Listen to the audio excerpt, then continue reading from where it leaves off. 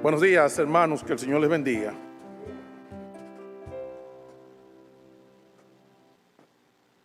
Voy a compartir una orientación de actualidad antes de iniciar la prédica. Hace unos años, bueno, toda la historia mía son de muchos años atrás, yo tuve un mentor que Dios nos puso en el camino y él me sirvió de palanca y me impulsó de una forma maravillosa en mi vida profesional y me abrió la puerta en escenarios y cosas que yo nunca imaginé. Ese señor es chileno. Cuando lo conocí estaba en Costa Rica.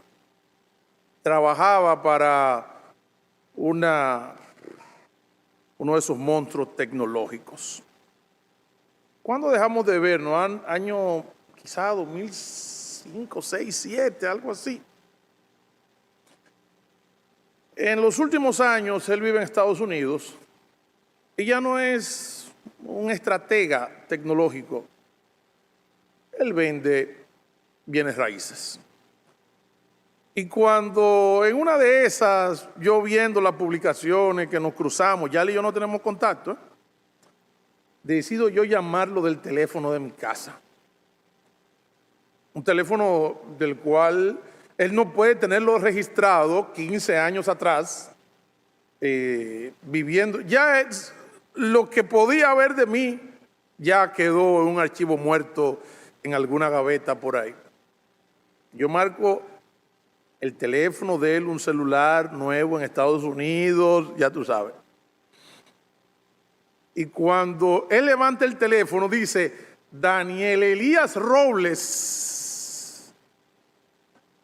Yo nada más dije, ¿y entonces? ¿Qué está pasando aquí? Y antes de entrar en cualquier otra cosa, le dije, ey, un momentito, ¿cómo tú sabes mi nombre? ¿Cómo tú sabías que era yo? Me dice, mira, lo que pasa es que con el tema de las redes sociales, son tantas las fuentes de información que se consultan y están disponibles acerca de todas las personas, que aquí me salió a nombre de qué negocio estaba este teléfono y las personas asociadas a este teléfono. Y yo vi que aparecía tu nombre, entonces, ¿qué es lo más lógico? Que era tú que me estabas llamando. Eso fue como en el 2018. Saltamos al año 2020, 21 para ser exacto. Hay una gran preocupación entre todos por los nuevos términos de servicio que WhatsApp ha publicado y que todo el mundo tiene que acogerse, sí o bórrate de la red. Y muchas personas que todavía no entienden mucho sobre los temas de privacidad, sienten alguna carga. Entonces, mis datos, ellos los van a tener. ¿Cómo que los van a tener? Hace tiempo que lo tienen. Hace tiempo que lo tienen. De hecho, aunque tú no pertenezcas a una red social, tú eres un dato que está registrado en algún sistema. Por diferentes situaciones. Un día ocioso yo pongo mi cédula y la busco en el navegador. ¿Y dónde aparece mi nombre? En Wikileaks. Digo, Elías, pero tú no eres un corrupto, tú no eres un mafioso, tú no eres un político. No, pero una vez yo participé en un entrenamiento que fue auspiciado por el gobierno norteamericano. Eso fue depurado, pasó por la mensajería de la embajada del Departamento de Estado. Cuando hubo esta divulgación masiva de Wikileaks, ¿quién salió ganando allá? Pues salió ganador. Salí yo. Con esto, ¿qué les quiero decir? No es una opción de nosotros el anonimizarnos. Ya estamos tarde. Ya todos pertenecemos, ya sea por la seguridad social, ya sea por nuestra cédula, ya sea por nuestra cuenta de banco, ya sea por donde sea, tú eres un dato y tú estás registrado y tú estás vinculado y se pueden crear relaciones para saber quiénes son tus contactos y dependencias, árbol genealógico, nivel de ingreso, religión, tamaño, edad, sexo, todo ese tipo de cosas ya está registrado y disponible. De hecho, por asunto de tiempo quise pedir un listado de la información que hay de Pedro, del pastor, disponible en algunos lugares especiales que consultan 2,000 lugares de redes sociales del mundo, más otras fuentes de datos. Entonces, pero no, se me pasó. ¿Qué quiero decir con esto? Miren, que no cunde el pánico, como diría el Chapulín, porque no pande el cúnico. El tema de nuestra información, tan privada como nosotros nos gustaría tenerla, es asunto del pasado. No es una opción para nosotros. Segundo,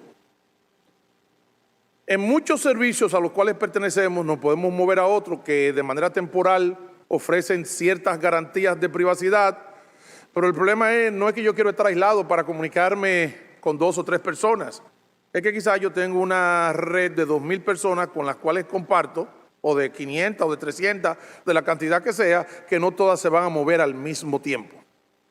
Por lo cual yo estaría muy bien, me puse a salvo, pero apunten, de ahora en adelante. Es decir, tengan mucho cuidado con los analistas y profetas de las teorías conspirativas, con esto de que ellos van a tener mi dato, mi foto, mi conversación, todo eso. Eso que no te preocupes, porque ellos siempre han tenido esa capacidad. Además, nosotros que somos enfermos publicando datos propios que nadie te ha preguntado y que queremos mostrar nuestro perro, nuestro gato, la pecera, el dónde tú duermes, lo que comes, cuándo va al baño, cómo te peinaste, todo. O sea, tú empezaste con esto. ¿Qué yo sí les puedo decir? No necesariamente las cosas van a cambiar para mejor en el futuro. Y cada día vamos a tener más invasión de nuestra privacidad. Lo que sí quisiera recomendarles es que sean responsables y conscientes de todo lo que ustedes compartan, no importa el medio. Y los casados, todos tenemos la experiencia de que a veces estamos abajo de la misma sábana con la esposa y le decimos un secreto. Y mi esposa dice, Elías, pero aquí nada más estamos tú y yo. Y no es que yo tenga delirio de persecución de que me están monitoreando en mi casa, pero es el entendimiento de la sensibilidad de lo que yo estoy compartiendo. Entonces, ¿qué debe producir esto en nosotros? Una mayor responsabilidad y entendimiento de que somos entes interconectados, que no existe tal cosa como la privacidad absoluta, tampoco existe el anonimato, y utiliza las redes y los medios electrónicos con cuidado. Yo pudiéramos pasarnos el día entero explicándole de cómo la sociedad hoy en día tiene control sobre mucha de nuestra información, los lugares que vamos, por dónde pasamos, pero la idea no es atormentarlo con eso, sino que simplemente seamos ¿qué? Responsables y conscientes. Además, recuerden que la amenaza para la privacidad no radica solamente en los proveedores de la tecnología. Tan pronto tú le dijiste, déjame pasarle esta información a tal persona, ya esa información no es tuya, ahora también es de quién, de la otra persona y del mundo entero, si ella quisiera publicitarlo. Entonces, ¿qué hacemos? ¿Nos volvemos locos? No. ¿Nos volvemos ermitaños? Tampoco. ¿Nos desconectamos? No es posible. ¿Qué hacemos? Usemos los medios de información y de comunicación de una manera responsable. Recuerden que al mundo no le interesan muchas de tus opiniones. Y nosotros queremos decirle que, y yo le digo al presidente de Rusia, ay, por favor, siendo el ridículo, pensando que tu voz alguien la está monitoreando. Entonces, úsala, usa tu libertad, usa la sabiduría, usa la inteligencia y sobre todas las cosas, mientras no sea necesario, no te conviertas en una persona de interés. Una persona de interés por estar repitiendo disparate, por estar repitiendo videos falsos, por estar repitiendo un sinnúmero de cosas y por estar opinando. Por último, antes yo era un interactivo. Yo llamaba a los programas de diferentes aspectos de la vida nacional, el gobierno de la mañana y todo eso. Interactivo. Y un día yo llegué a la conclusión y dije, Elías, pero tú te estás metiendo solo al medio. ¿Y qué he aprendido? Que mi opinión es importante en la medida que yo la administre con inteligencia.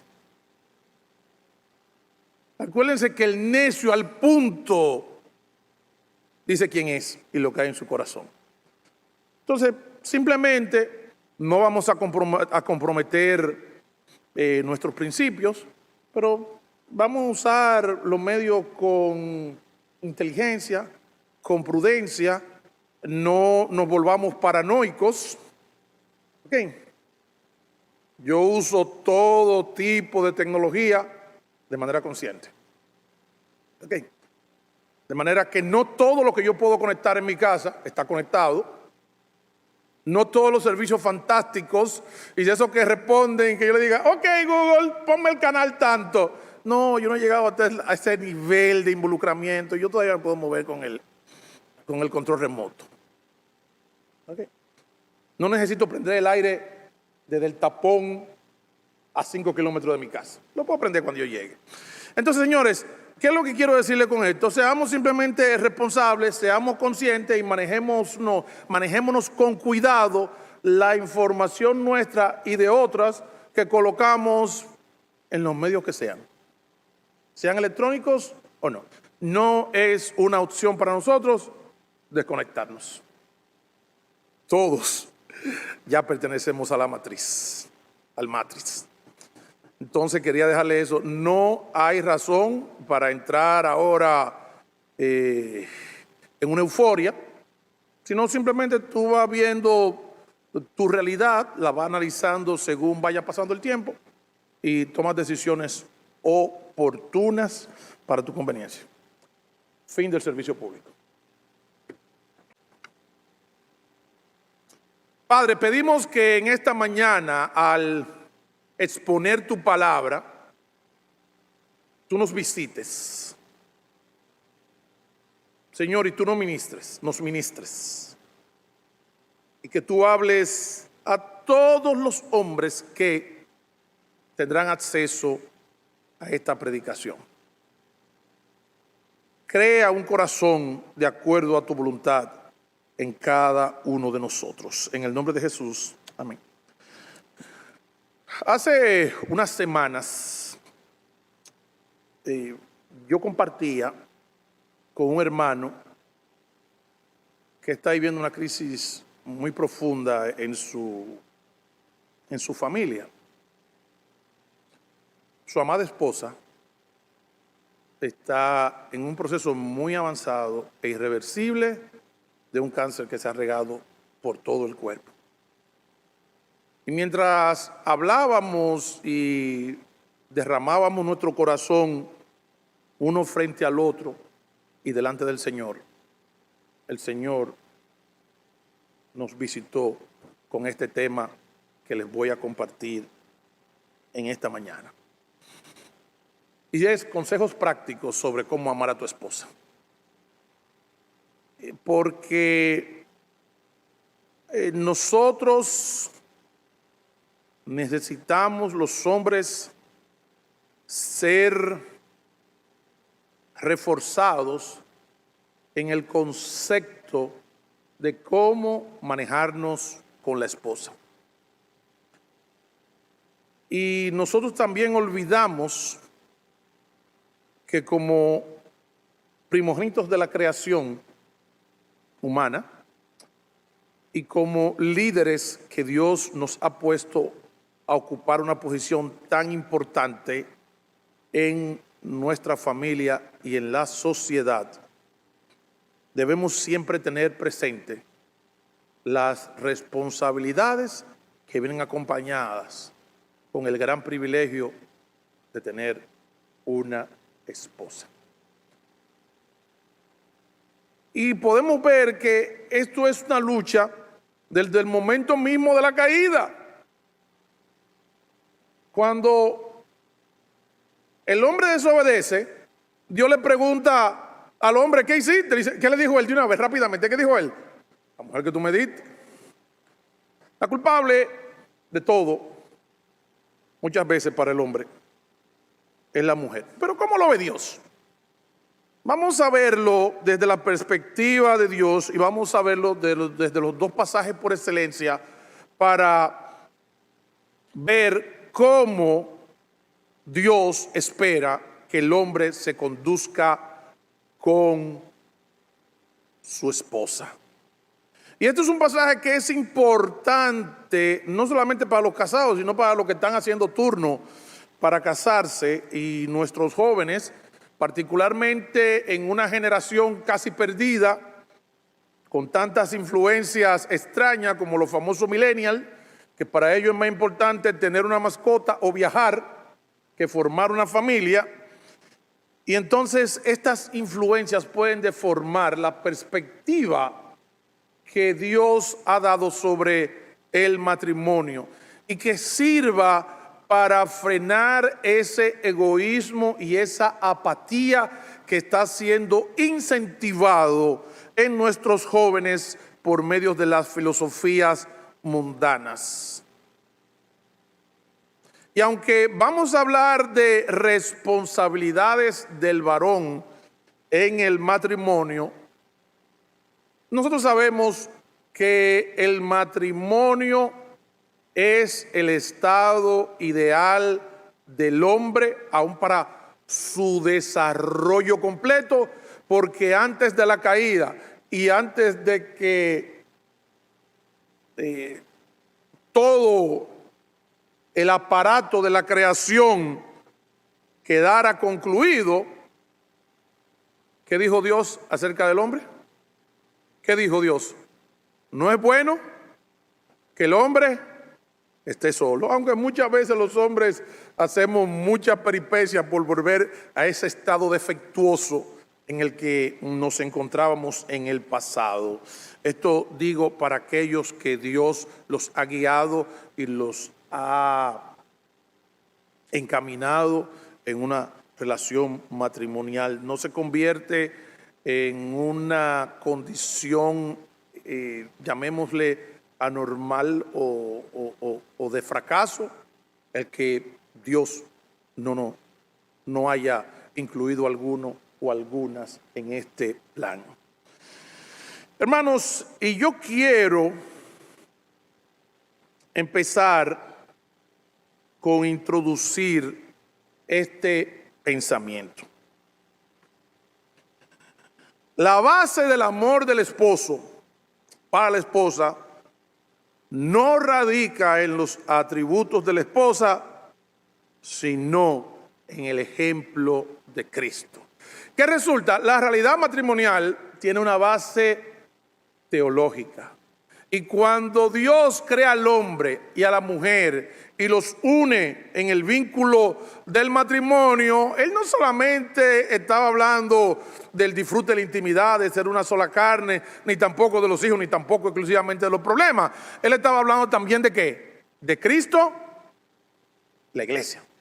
De manera que muchas de las experiencias que nosotros vivimos a diario son parte de la riqueza en que Dios ha escogido comunicarnos verdades espirituales y eternas que van más allá de este espacio temporal al cual nosotros llamamos vida y en el cual la mayoría está en una relación matrimonial.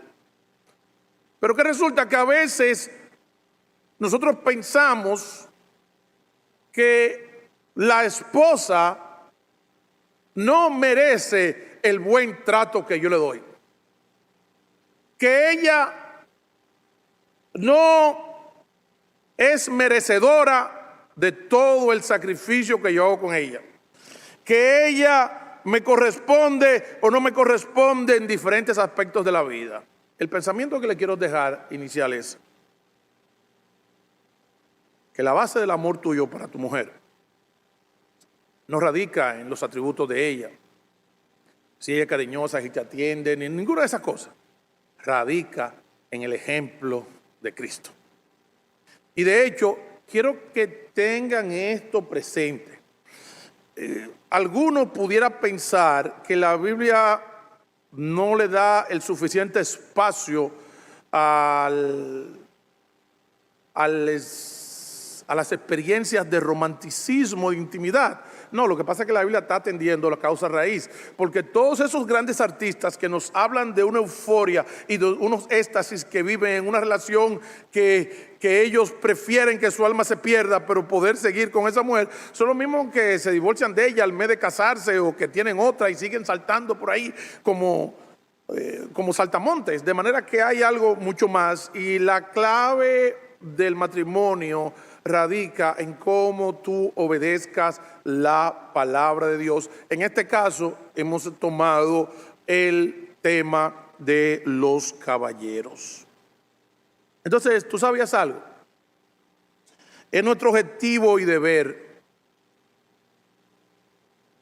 perseguir que nuestras esposas estén seguras, protegidas, y que al balance del final de su vida, cuando se valore cuál fue el resultado de esta jovencita, de el modelito aquel que se casó con el joven tal, que podamos decir, nosotros pudimos ver la transformación de Dios. Entonces, hombre, recuerden, este no es el tema que nosotros quisiéramos, pero el que necesitamos. Si tú logras todos los reconocimientos de la vida y tú no persigues y alcanzas estas cosas en la vida de tu esposa, eso sí es un fracaso. Porque Dios no te va a reclamar y tú la querías mucho y ella era contenta contigo y ustedes tenían la famosa comunicación. No, Él te va a preguntar, ¿tú amaste a tu esposa como Cristo amó a la iglesia? ¿Tú sabías que sin dejar aparte a un lado los beneficios del matrimonio, en el caso del hombre, el hombre entra en una relación de responsabilidad para con la esposa delante de Dios? Tú sabías que Dios espera que tú seas un sacrificado por tu esposa en todos los aspectos de la vida. Y nosotros lo que hemos visto en la sociedad actual es cómo, producto de las filosofías de la carnalidad propia, los hombres han abandonado este rol de sacrificio, liderazgo, protección, crecimiento y santificación de sus esposas. Y te voy a hacer una pregunta muy directa. ¿Cómo has incidido tú en la vida de tu esposa? ¿Ha crecido ella a la imagen del Señor o se ha visto envuelta en batallas interminables a causa de tu carnalidad? Donde ella ha tenido también que aprender a sacar las uñas, donde ella ha tenido también que aprender a subir la voz, donde ella ha tenido que, en vez de crecer, descender a causa de tu comportamiento. ¿Tú sabías del impacto de tu forma de vida para con tu esposa? ¿Cómo esto afecta para bien o para mal? A veces los hombres somos obstinados, caprichosos e inmaduros. Y la esposa tiene que estar a la defensiva o con un sobresalto. Porque en vez de sentirse segura y protegida por su marido, más bien se encuentra bajo continua amenaza. Porque no sabemos con qué locura le va a coger a él ahora. Ahora se le metió en la cabeza. Y muchas veces los hombres somos soñadores, pero las mujeres, de hecho, el Espíritu Santo por medio de Pablo instruye que esa misma relación, esa misma forma que Cristo se manejó para con la iglesia, debería tener el hombre para con su esposa. Vayamos a Efesios capítulo 5, por favor. Efesios capítulo 5.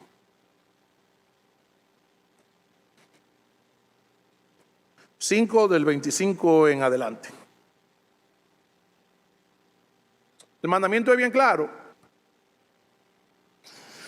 Dice: maridos, amad a vuestras mujeres, así como Cristo amó a la iglesia.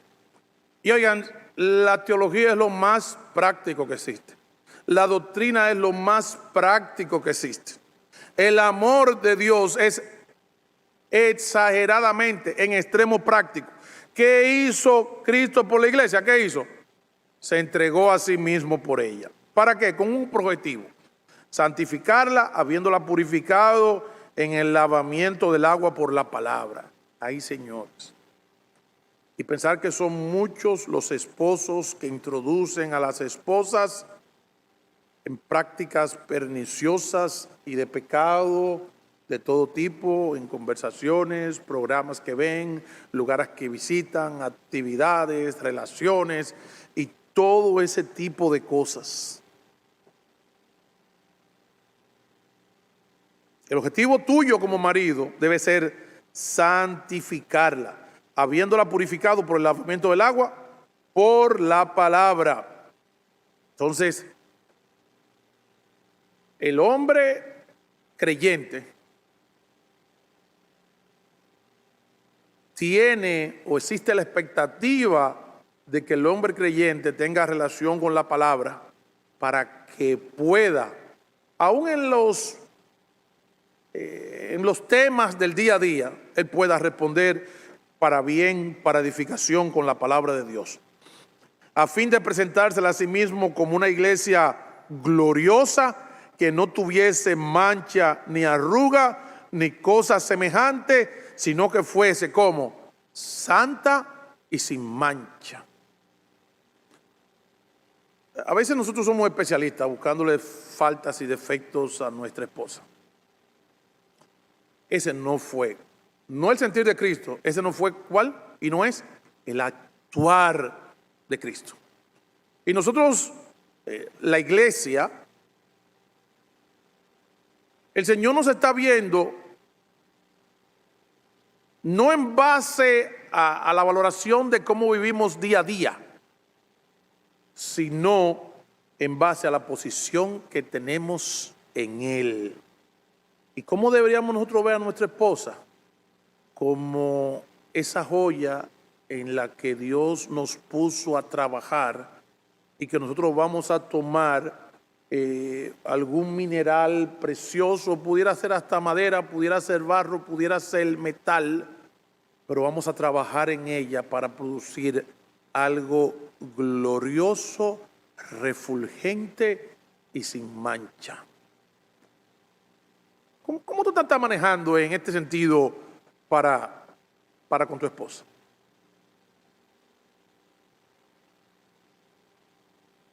Incluso tenemos que ser muy cuidadosos hasta con las personas que nosotros nos juntamos, porque hay relaciones que son de baratogares. Si tú te pones en el famoso coro con los muchachos del trabajo, que la mayoría no es que han tenido un obstáculo ni que son divorciados, es que son antimatrimonio y que quieren vivir en esa vida caótica, lo que van es constantemente a estarle metiendo cizaña a tu matrimonio. Cosa que nosotros a veces entre nosotros mismos nos bromeamos y le decimos, Nelson, ¿y la mujer te dio permiso para que viniera a la reunión de los hombres? Fue jugando, hermano, no. Se me quedó seriecito. Entonces, eso es lo que nosotros debemos buscar producir en la vida de nuestra esposa. Así también los maridos deben amar a su mujer en la misma forma. ¿Hasta dónde amó Cristo? Hasta lo sumo. Deben amar a sus mujeres como a sus propios cuerpos. El que ama a su mujer, a sí mismo se ama, señores. La mejor forma de practicar el egoísmo santo, ¿sabe cuál es? Ama a tu mujer porque no se devuelve. Ay, pero cuando nosotros las vejamos, las maltratamos, las ignoramos, nosotros no estamos siendo malos con ella nada más. Estamos siendo malos con quiénes, con nosotros mismos. Porque estamos creando una zona de guerra donde vivimos. Porque nadie aborreció jamás su propia carne, sino que la sustenta y la cuida, así también como ¿quién? Cristo amó a la iglesia. Porque somos miembros de su cuerpo, de su carne y de sus huesos. Por esto dejará el hombre a su padre y a su madre y se unirá a su mujer y los dos serán una sola carne. Grande es este misterio. ¿De qué? De matrimonio, señores. Mas yo digo esto respecto de Cristo y de la iglesia. Por lo demás, cada uno de vosotros ame también a su mujer como a sí mismo. ¿Qué tan dispuesto usted está a sacrificarte por tu mujer?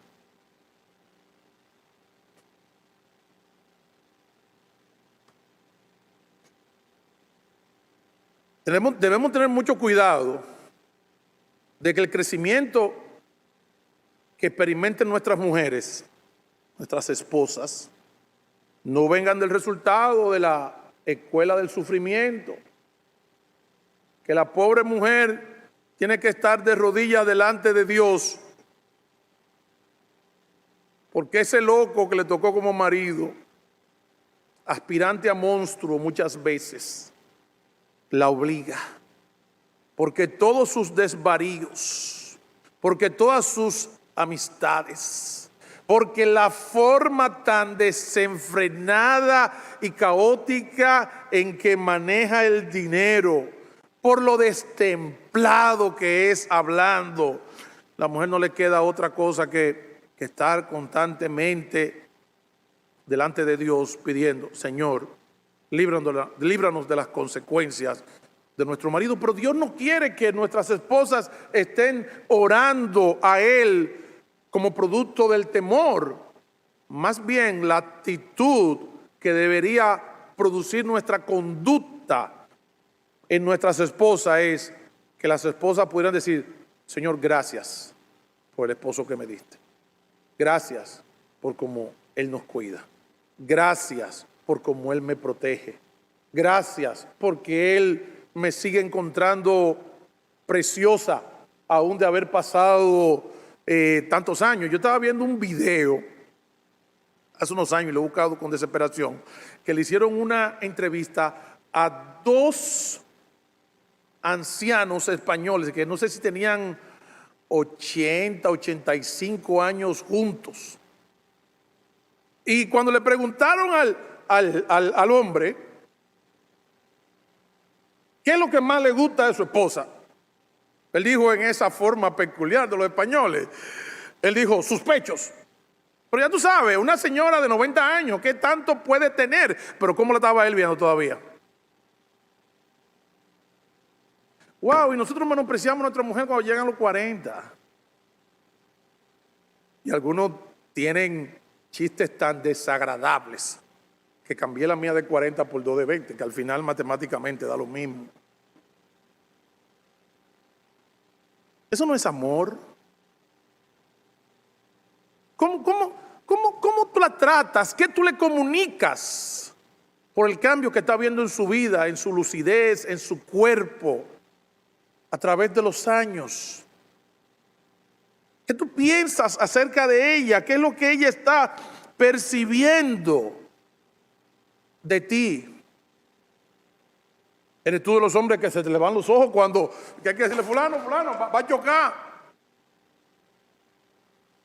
Cuando ven alguna cananea voluptuosa que le pasa por al lado.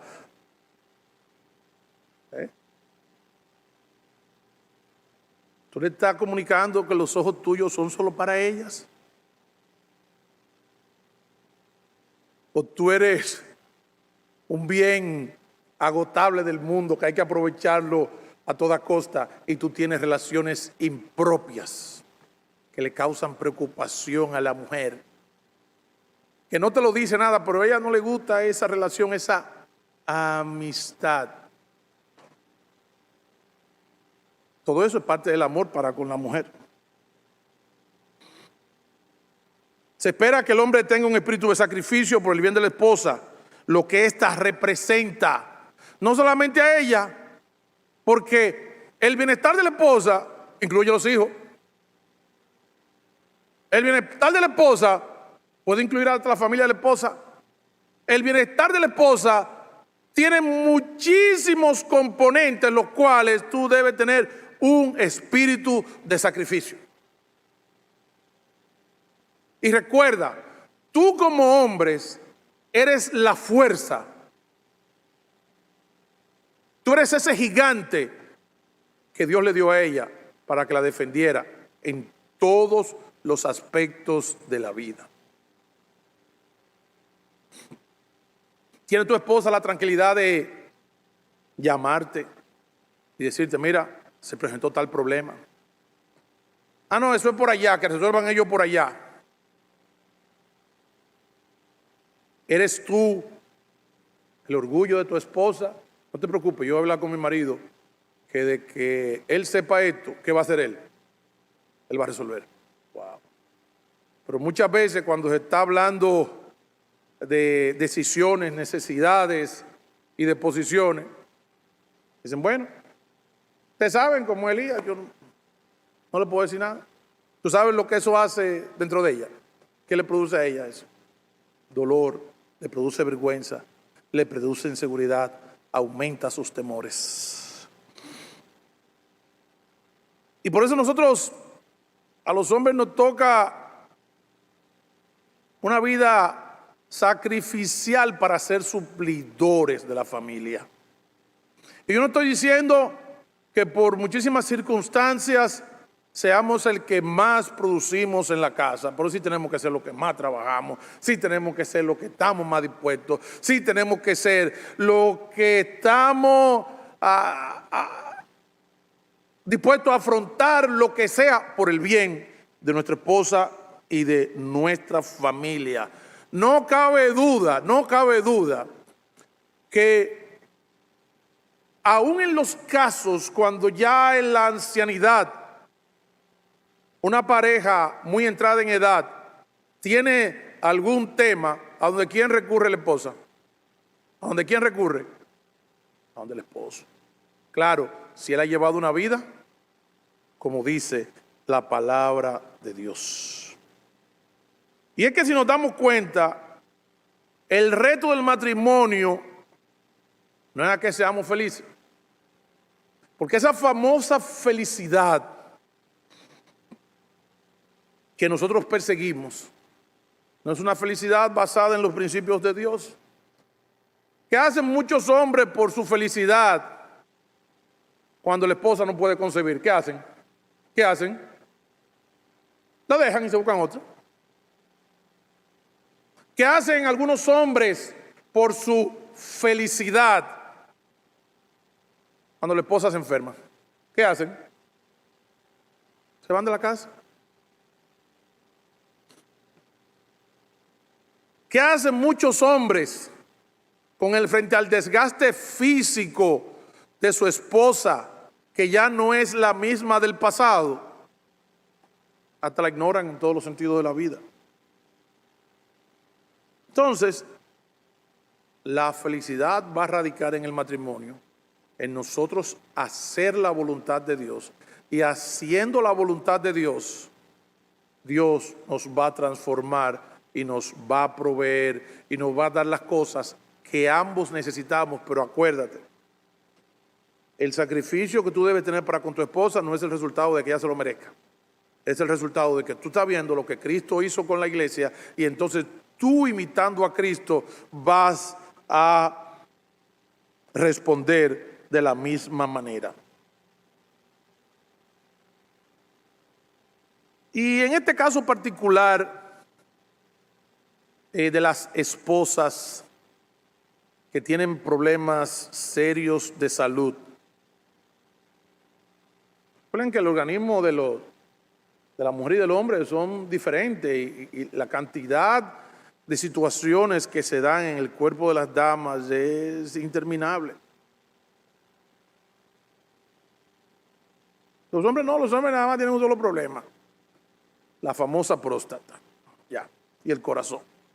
Pero las mujeres tienen muchos componentes, muchas piezas que dan problemas. Y una pregunta: ¿tú te has puesto a pensar si Dios te escogió a ti para que tú cuidaras una de sus hijas?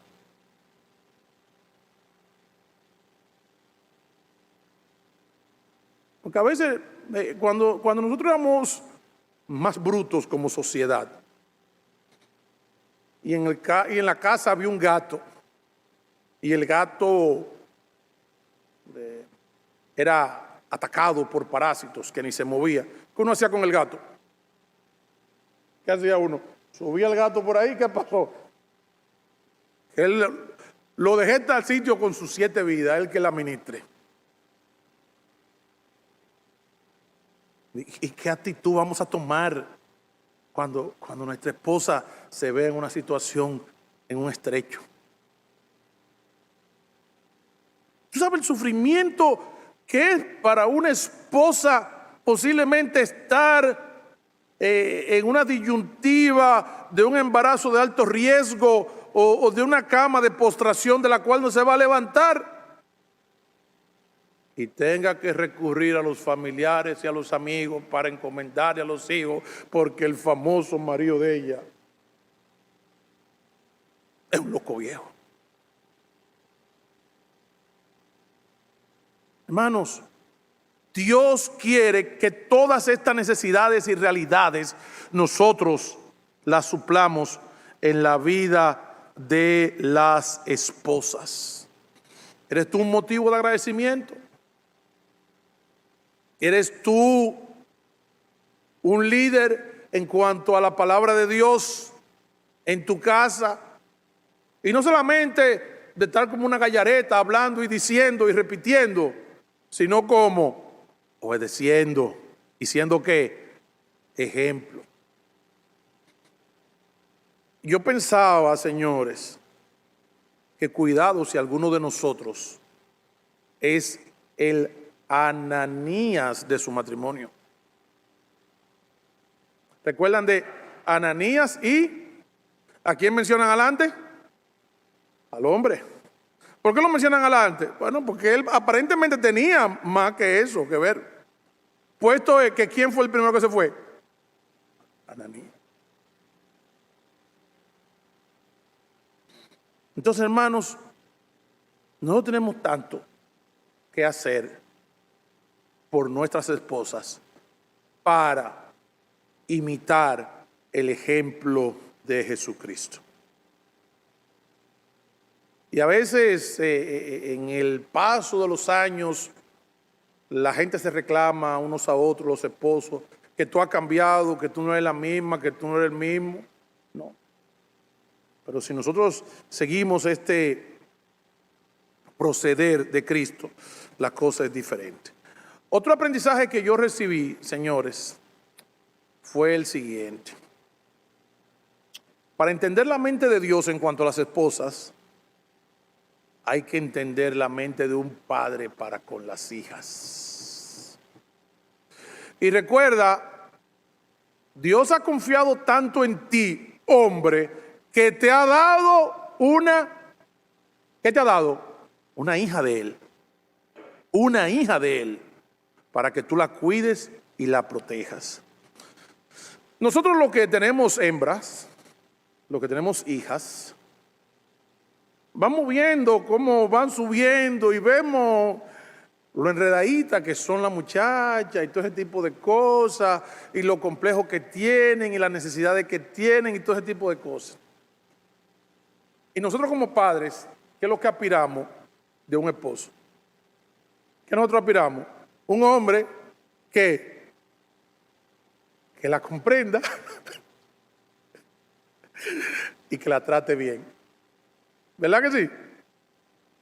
Te digo algo, eso mismo es lo que Dios quiere de nosotros cuando nos da una de sus hijas. Y me la voy a jugar para no irme en blanco. Hay una mujer que es la más complicada de la tierra y cada hombre la tiene como esposa. ¿Por qué no dicen amén ninguno?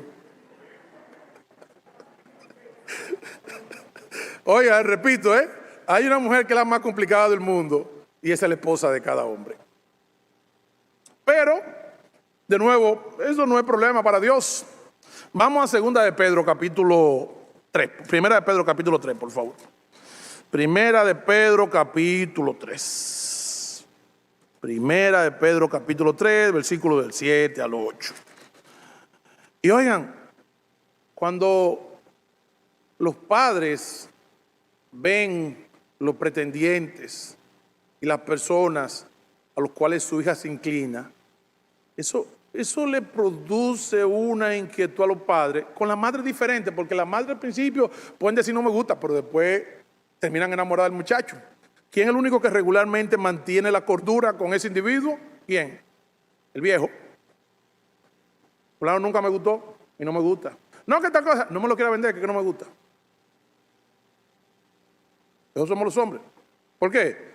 No porque nosotros estamos enredados, es porque es nuestra hija y nosotros estamos viendo hacia dónde se conduce el trato que él tiene para con nuestra hija. Si es responsable, si no es responsable, si es arrogante, si la maltrata, si es presumido, todo ese tipo de cosas, los padres no ven y saben lo que pasa. Imagínate, se nos imponen. Pero no nos pueden hacer cambiar cuando tenemos una preocupación por las hijas. ¿Y saben lo que dice versículo 7? Vosotros maridos igualmente vivid con ella ¿cómo? Sabiamente. ¿Cómo? Con comprensión. ¿Y qué significa con comprensión para una mujer? Particularmente cuando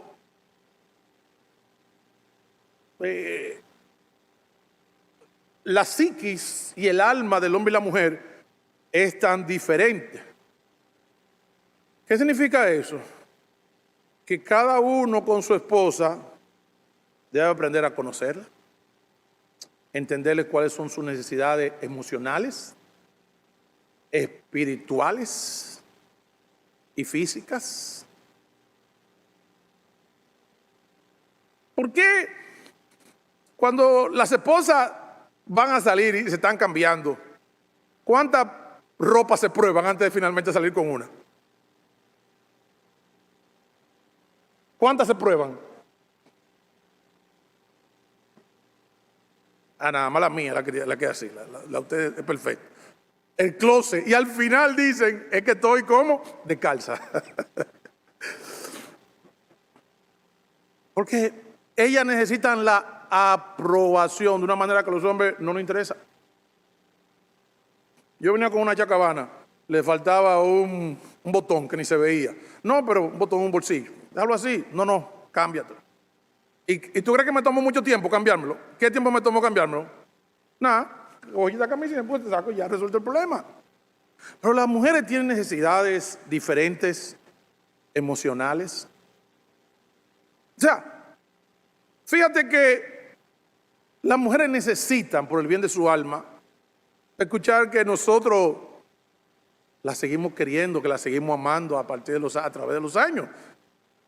Y para nosotros es algo tan claro que si yo te dije el día que nos casamos que te quería, no te preocupes que si en algún momento cambia, yo te lo voy a hacer saber. Mientras tanto, eso todavía sigue en pie. Pero la necesidad de la mujer, ¿qué dice? ¿Qué necesita? Ay, nosotros con nuestra asperidad, nosotros con nuestra indiferencia, nosotros con nuestra forma tan tosca de ver la vida. Y nuestras mujeres, puede ser la ejecutiva más fuerte, la generala más grande, puede ser quien sea, y sigue teniendo las mismas necesidades de una mujer. Entonces, ¿qué nos toca a nosotros? Aprender a conocerlas para buscarle la vuelta. Y eso es parte de vivir ¿cómo? Sabiamente.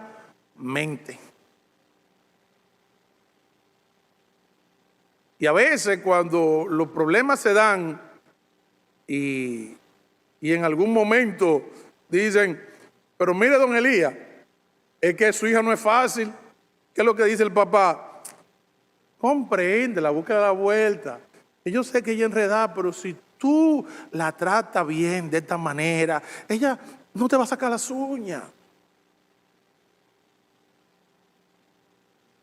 Señores, y si nosotros como hombres siendo malos, esperamos estas cosas que sucedan para con nuestras hijas, ¿qué será de Dios esperando lo que nosotros vamos a hacer para con las hijas de Él?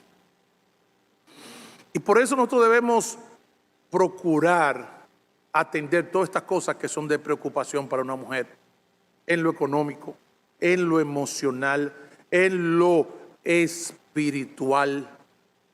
Mira, los hombres somos de una forma que somos indescriptibles y tomamos decisiones que no nos producen ningún temor. Una vez yo estaba de viaje y me llamó un amigo, me dice, Elías, yo compré una tierra en tal sitio y pensé en ti para que tú compres esa tierra. Y yo le dije, ¿dónde es? Y yo fui, hice el negocio con la tierra, saqué la tierra, pagué la tierra y fui a verla varios años después que estaba paga. Y todo bien. ¿Eso es algo extraño para un hombre? No. Que un hombre te diga, Tomás, mira, aquí hay un vehículo que está en perfectas condiciones, lo pensé en ti, ven con tanto mañana en la mañana para que te lleve ese vehículo porque es tuyo. ¿Y qué hace el hombre? El hombre no ve si tiene el dinero, toma la decisión y lo hace. ¿Por qué, señores? ¿Por qué? Las necesidades nuestras y las de las damas son diferentes. Pero a las damas les preocupan esos proyectos millonarios y particularmente en los casos cuando no hemos tenido un gran desempeño económico y hemos venido viviendo diferentes tropiezos en la vida, eso le crea preocupación a la mujer, le causa inseguridad. Entonces muchas de las cosas y los proyectos maravillosos y millonarios que nosotros quisiéramos hacer, debemos manejarlo a la luz de cómo esto afectará a nuestra esposa. ¿Por qué? Porque la forma en que la mujer y el hombre perciben y responden al riesgo es completamente diferente. Por eso la mayoría de las empresas y de los grandes proyectos millonarios están en manos de ¿qué? De hombres, no porque sean mejores, es porque manejan el riesgo, lo ven como algo normal. Están así que cuando el hombre no tiene nada que hacer en la vida, bueno, pues inventa caminar en un cable de una torre a otra. Y tú dices, hombre, nunca nos vamos a comprender. Ahora nosotros sí tenemos que comprender cómo son las damas para que nuestra conducta no las afecte y melle en este aspecto. Y finalmente, quiero recordarle esto. Dice la Biblia, en ese mismo pasaje, vosotros maridos igualmente vivid con ella sabiamente, dando honor a la mujer como vaso más frágil y como, ¿qué? Coherederas. Eso es interesante, esa figura, porque en los casos de repartición de herencia, sea directamente de los padres o de algún otro familiar, todo el que es heredero, ¿qué es? Heredero. Y está a la misma altura que los demás, a menos que haya sido estipulado diferente en un testamento. ¿Qué significa esto? Que si la mujer es coheredera junto con el hombre, es porque está al mismo nivel de derechos y privilegios delante de Dios. Por lo tanto, esa visión que muchas veces nosotros tenemos, que porque la mujer no tiene nuestras habilidades, porque no tiene nuestro arrojo, podemos tratarla de una forma que la menosprecia, no va de acuerdo con el espíritu de la palabra de Dios. Señores, por tema de tiempo voy a tener que dejarlo ahí, pero hay mucho más de donde salió esto, sobre el trato que el hombre debe tener para con su mujer. Padre, nosotros te damos gracias por el tiempo en tu palabra. Ahora produce un profundo arrepentimiento en cada uno de nosotros. Y nosotros, Señor, sí, nosotros, todos los hombres casados, hemos pecado. E incluso los que todavía no se han casado, pecan, Señor, porque tienen un espíritu egoísta como el que muchos de nosotros tuvimos también en esa misma etapa de nuestra vida, y no estamos dispuestos a sacrificarnos por nadie. Cuando el ejemplo que tenemos de Cristo es que Él se entregó y se sacrificó por la iglesia. Te pedimos, Señor, que tú sanes nuestros matrimonios. Te pedimos que nuestros hombres seamos los líderes en los diferentes aspectos de la vida familiar, matrimonial, que nosotros podamos guiar a nuestros hijos, que seamos ese faro de luz cuando las cosas solo son confusión, y que nuestras esposas se puedan sentir confiadas y nuestros hijos protegidos por la forma en que imitamos el ejemplo de Jesucristo. En el nombre de Jesús, amén. Hermanos, que el Señor les bendiga.